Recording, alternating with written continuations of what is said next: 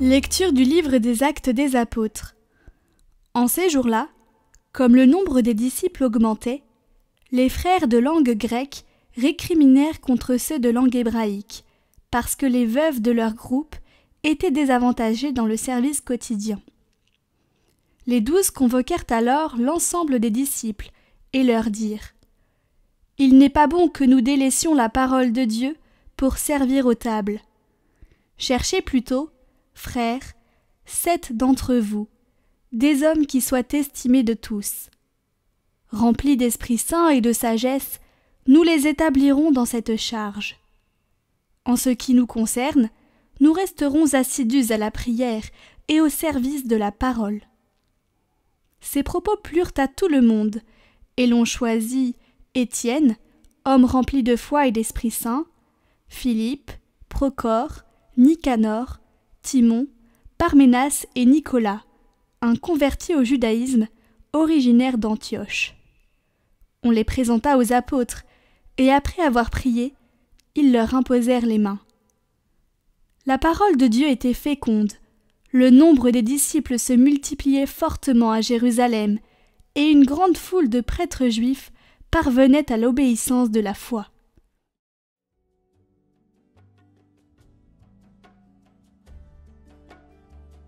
Que ton amour, Seigneur, soit sur nous, comme notre espoir est en toi. Criez de joie pour le Seigneur, homme juste, homme droit, à vous la louange. Rendez grâce au Seigneur sur la cithare, jouez pour lui sur la harpe à 10 cordes. Oui, elle est droite la parole du Seigneur, il est fidèle en tout ce qu'il fait. Il aime le bon droit et la justice, la terre est remplie de son amour.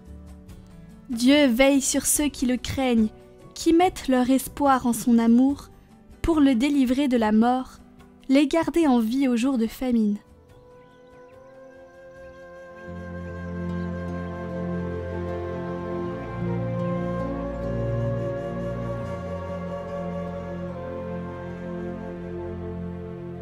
Évangile de Jésus-Christ selon saint Jean.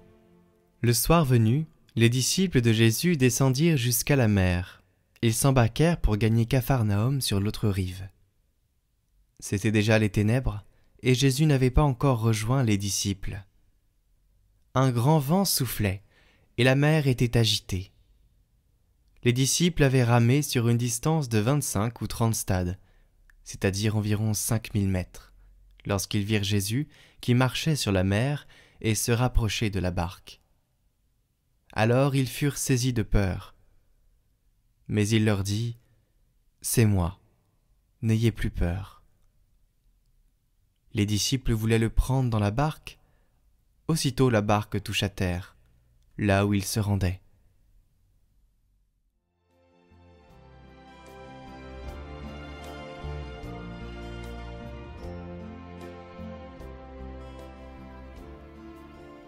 L'évangile d'aujourd'hui nous rappelle que la foi dans le Seigneur et dans sa parole ne nous ouvre pas un chemin où tout est facile et tranquille.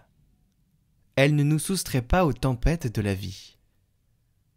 La foi nous donne la sécurité d'une présence, la présence de Jésus qui nous pousse à surmonter les tempêtes existentielles, la certitude d'une main qui nous saisit pour nous aider à affronter les difficultés, en nous indiquant la route même quand il fait noir.